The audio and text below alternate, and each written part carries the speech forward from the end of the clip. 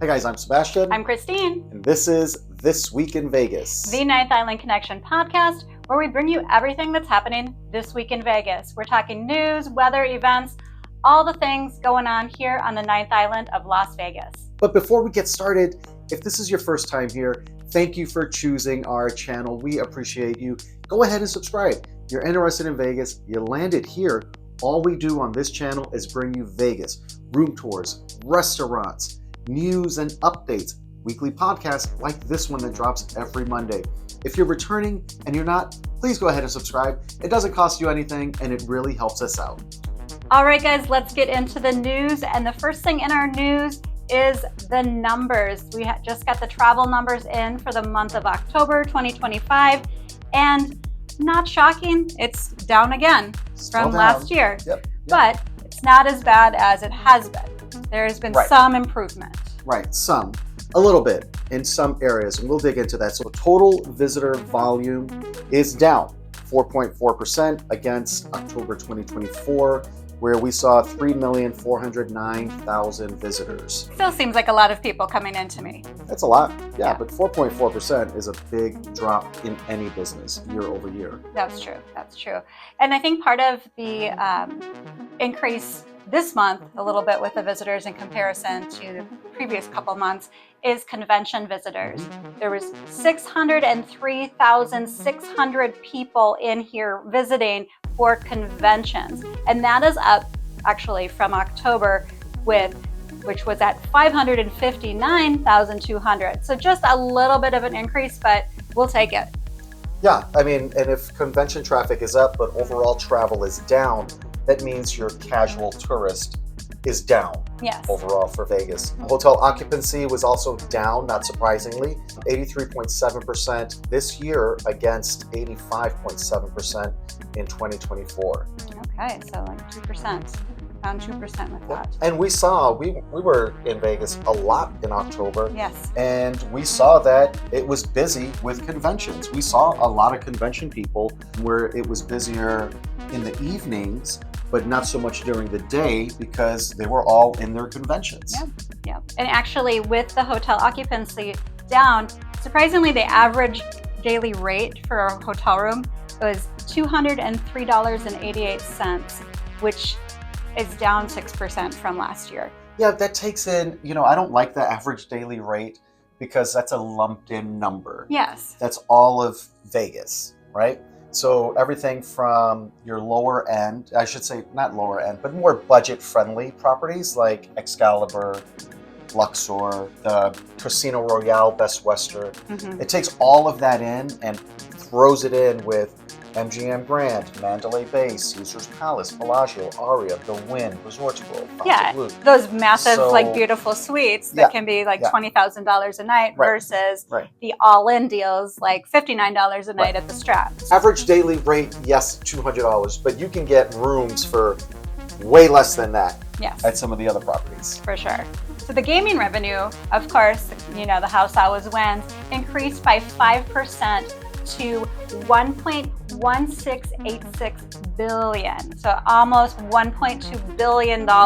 So fewer people coming, the casinos are paying back less. And taking more. That's what it feels like when we're there. That's how it's been the past couple months. That's exactly how it's been the past couple of months for us. Yep. And then last in the numbers is the airport traffic. The total passengers was about 4.89 million, which is down 8.2% from October of 2024. But again, even though we are down with the total airport traffic coming in, it's still improving from what we saw over the summer months, where we were getting into double digits. Yeah, absolutely. But I mean, I think the same is true across the entire country, and that's where we see the airline industry being affected, like Spirit Airlines, for example. They cut, 50% of their flights into Vegas just because there's no demand. I mean, or not as much demand, I should say, because they're still flying to Vegas, just half of the flights that they were flying last year, which is huge because those local flight attendants, the local pilots, the local staff that support the airlines with food and beverage and cleaning and all that stuff. People are losing their jobs all across the valley in every industry.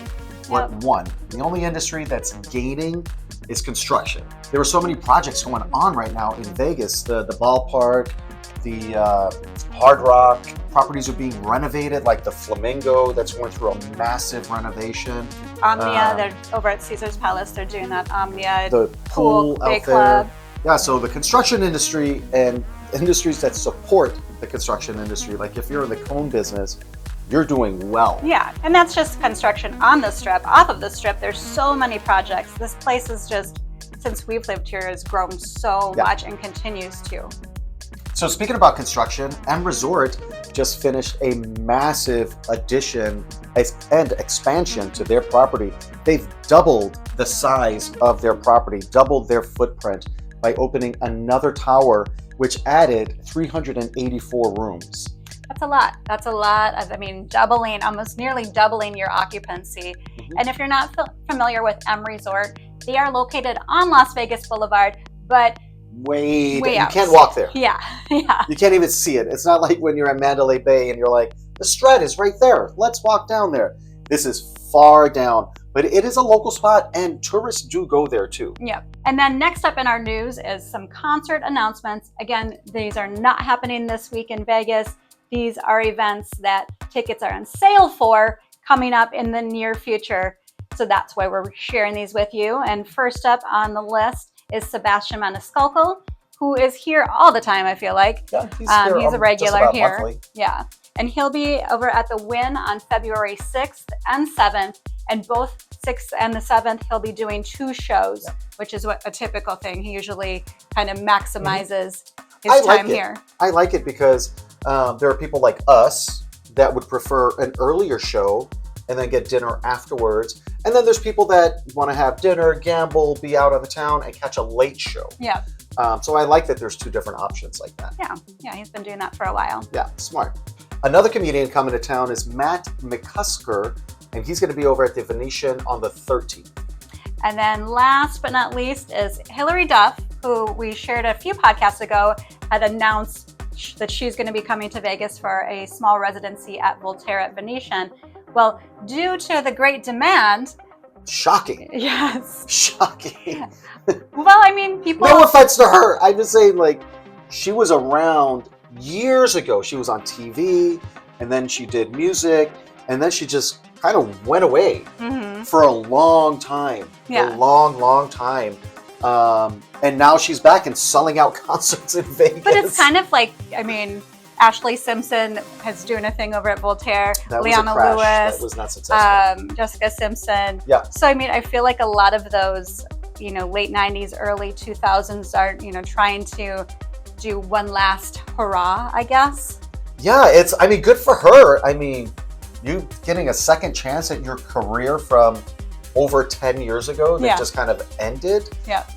Awesome. That's congratulations. And selling out, they had to add 2 more dates. Yeah, so the dates are actually 3 more dates, May 22nd through 24th. So if you are a Hillary Duff fan, there's your opportunity to go, and we'll see how that continues to play out. It seems, again, like Voltaire is kind of like just dipping its toes into, these performers who we haven't seen for a while. Debbie Gibson was there for a minute.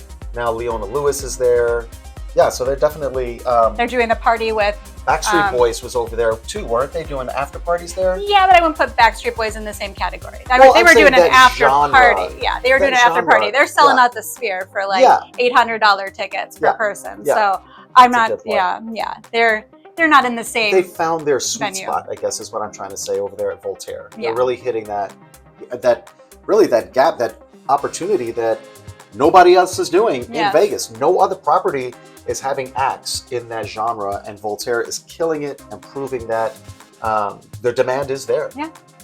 So despite our losses, which we haven't lost it all just yet. A little bit. But we don't gamble a lot either. We spend time gambling, but we don't spend a lot of money gambling. Right. Let's see. Somebody at the Gold Coast was playing video poker and won $40,000. Congratulations. And then over at South Point, there were a couple big jackpots that happened. Somebody won $27,616, getting 5 aces playing Pai Gow. And they actually won $2,000 because they were betting the fortune bonus. And then another guy over there won $62,741 on Texas Ultimate Hold'em. So 2 big jackpots over there. And I bet it's been really busy at South Point because of NFR happening. And, you know, South Point is kind of one of the headquarters for NFR because of their equestrian center. And South Point's always busy. Yeah, because it's a local It's a very spot. busy local spot. They've got great dining, a massive casino, free parking for everyone. Yes. Everyone gets free parking, which is huge. They've got a buffet over there that's very popular. It's just, they're just like, they're doing it right. Yes. Michael Gahn is doing it right over there at that property. For sure. So this you don't hear about a whole lot because Fontainebleau is not very busy. If the center strip is slow, like if Flamingo's slow, the Link, Caesars, those center strip properties, then Fontainebleau and Resorts World Las Vegas, it's just crickets because they're always slow already. Yeah. But somebody over there won over $1 million, $1,152,000 playing Dragon Link in the high limit room, betting $25 a spin. Wow. I mean, $25 a spin is a lot, but I mean, look at what you came out with, you know, so that's amazing. So maybe that's our strategy. Just a couple spins. Bet more. Bet See more. what happens. Bet more, play less. Bet more and see what happens. Yeah. It might work. And Fontainebleau, I know you say it's, you know, kind of quieter over there. It's a beautiful property. It is beautiful from the It's just exterior to the boring. interior. A lot of great dining options over there. Yeah, it's a absolutely. beautiful casino. The rooms are beautiful. They're It's just- like entry basic rooms are the nicest basic entry level rooms on Las Vegas Boulevard. Yeah, they're beautiful. Absolutely beautiful. Yeah. But it's so boring. It's an energy drain. There's like, they need to figure out what their identity is. You know, they're very popular in Miami. That's where the property came from, or a sister property, right? You can't do what you're doing in Miami here in Vegas. It's 2 different travelers, 2 different vacationers and experiences. And I think Fontainebleau, in my opinion, I mean, you guys let me know your thoughts in the comments. They just haven't figured it out. Like, who are they in Vegas other than a really beautiful property? Yeah. They're, you know, the new kid on the block. They took a long time to open and they didn't come out strong. They're kind of scrapping their way to compete. And I think as that area gets more developed, then it'll be, you know, more ideal to stay down there. But that's, I mean, it's not just Fontainebleau, it's Resorts World down there. Even like, you know, the Wynn and Encore are still kind of on that end. Sahara's a beautiful property, but it's, you know, far away. But they have the monorail, so they're at least somewhat connected. Yeah, where the Wynn wins, though, they have a loyal client base. Yeah, that's true. So they've done that, and they've built that over years and years and years. The Fontainebleau does not have a local or a loyal client base. I'm sure there are people that have come here, have stayed there, will come and stay there again.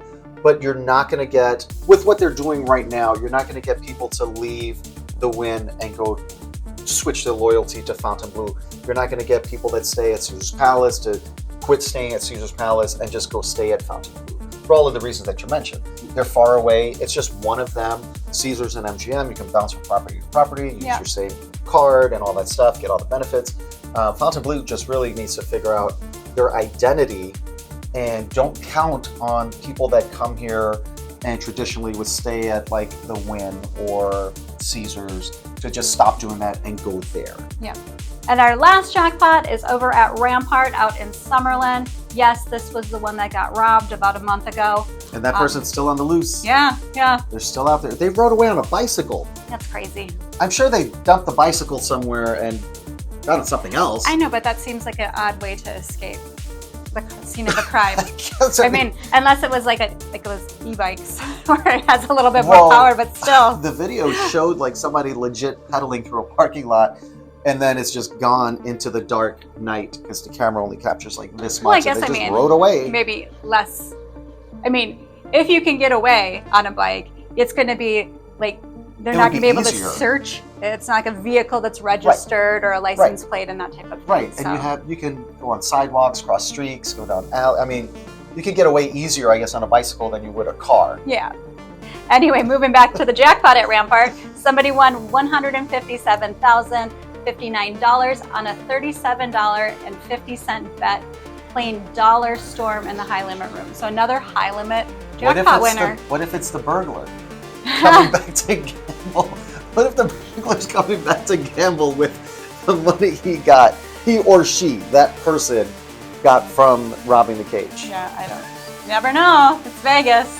That would be an impossible thing. That would be hilarious. Actually, I hope he is. He or she, the person. I hope that they're using that money to go back to Rampart and gamble and win jackpots. Well, that'd be kind of dumb. At least go down the road, go over to Red Rock. Anyways, moving on into the weather, we have been actually kind of spoiled. We've had very mild weather for November and going into December, and I love it. This is what you can expect in terms of the weather. If you're here in Vegas, it's going to be in the 60s throughout the week, possibly even reaching up to 70. But remember, it does cool down at night. It gets into the 40s overnight, and you feel it as soon as that sun goes down about 4:30. It's completely different feeling being outside. It just standing in the shade. Yes. If you're on one side of Las Vegas Boulevard in the sun, it's perfect. You walk across the street and you're in the shade. It's chilly again. Yes. And you need a jacket. Yes. Yeah. So that's what our spring and fall is that extreme drop in temperature. All right, guys, let's talk about some of the big events happening this week. If you're here in Vegas, this is in addition to all of the other stuff that's always going on. And the big one across the valley, and I say across the valley because it's downtown, it's at South Point, it's at Orleans, it's at the Thomas and Mack Center. There's shops, there's concerts to go along with this, and that's NFR that is currently in town, and they're going to be here through the 13th. We actually, when we were staying on the Strip, we saw kind of some cowboys trickling in. But checking in like on Thursday. Yeah, but definitely different than downtown. We were downtown on Saturday for the Santa Run. It was our 6th time doing the Santa Run, and it was so much fun. And it's perfect day. It was a beautiful day for it. And that happens over at the Las Vegas Event Center, and you kind of walk through town. But of course, you know, we're down there. We're going to hang out on Fremont Street and check out some of the properties while we're down there. And there was country music everywhere, playing in every place. Every casino was playing country music. Yeah. Even the Fremont Street Experience, their music was all country music also. Yeah. Which is fine. We're not complaining. It's just interesting to see how the city transforms into cowboy country, really. Yes, yeah. But I mean, there's so many cowboys, cowgirls, young kids. We actually saw a young boy lassoing over at the plaza. Yeah, it was just cute.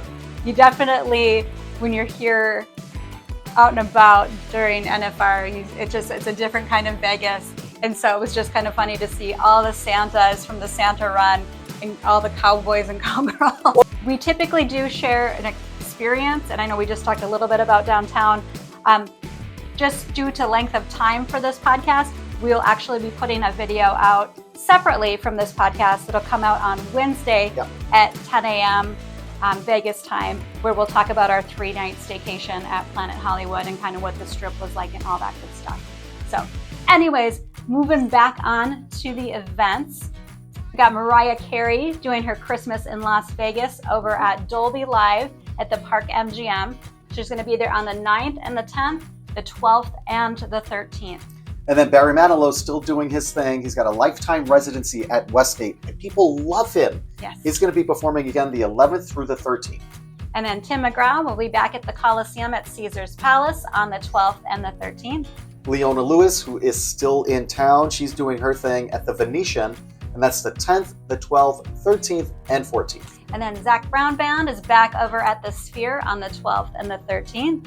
Pam Tillis and Lori Morgan over at the Golden Nugget, that's going to be on the 8th. And then we've got Neil McCoy over at the Golden Nugget on the 9th. We've got the Bellamy Brothers over at the Golden Nugget, that's going to be on the 10th and 11th. And then Lindsay Sterling will be over at the Venetian on the 10th, the 12th, and the 13th. Nate Smith over at Planet Hollywood on the 11th. And then Larry Fleet at Golden Nugget on the 12th. Riley Green at Resorts World Las Vegas, that's going to be the 12th and the 13th. And then Coulter Wall will be back at Fontainebleau on the 12th and the 13th. Cody Jinks at Cosmopolitan, that's going to be the 12th and the 13th. Now, what's a more country name? Holter Wall or Cody Jinks. I mean, those are like two Jamie country. Johnson. Those are two country names. Jamie Johnson wins. Jamie Johnson? Jamie Johnson. JJ. JJ. I don't know. But Cody Jinks is just such a country name to me. They all are. Yeah. I don't have a country name. I couldn't be a country singer. My name is Sebastian Rodriguez. Yeah, that's not going to work. It wouldn't work. I'd have to get like a country name. Yeah. Seabass Jones. Yeah. No? No. Anyways. We'll see. Well, speaking of Jamie Johnson, he'll be over at the Golden Nugget on the 13th. Hudson Westbrook, going to be over at Virgin Hotels Las Vegas on the 13th. And then moving into comedians, we've got Jeff Foxworthy over at Planet Hollywood on the 10th. And then Steve Trevino over at MGM Grand on the 11th. And then Wayne Brady will be at the Venetian on the 12th. Love Wayne Brady. And wrapping up the comedians with Dane Cook, he's going to be over at the Venetian on the 13th. And he's another one that's seeing a revival of his career. I used to love watching Dane Cook stand up. He was so funny. I feel like he peaked around 2000, early 2000s, ish.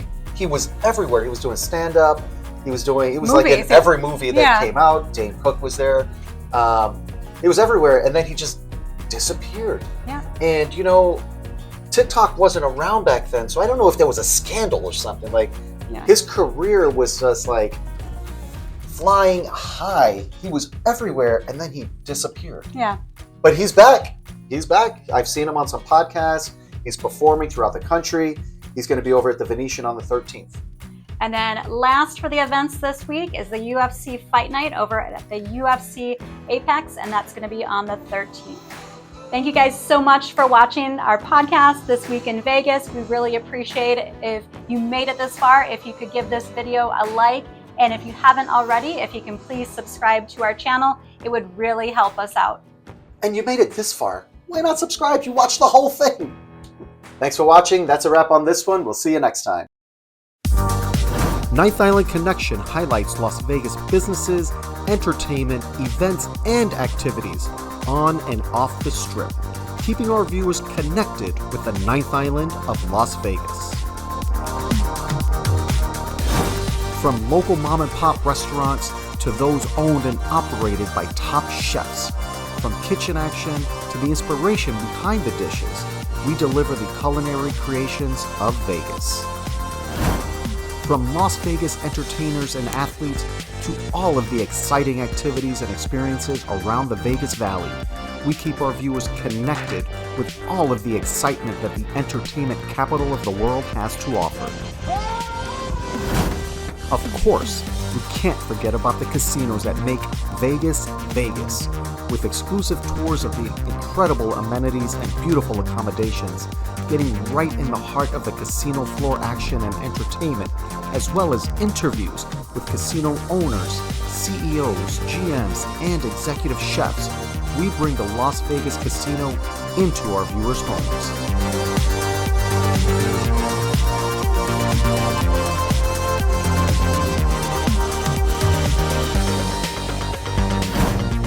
Highlighting lesser-known areas like the Fremont East District, the Arts District, and Brewery Row, we bring attention to these small businesses that have become fast favorites in the local community.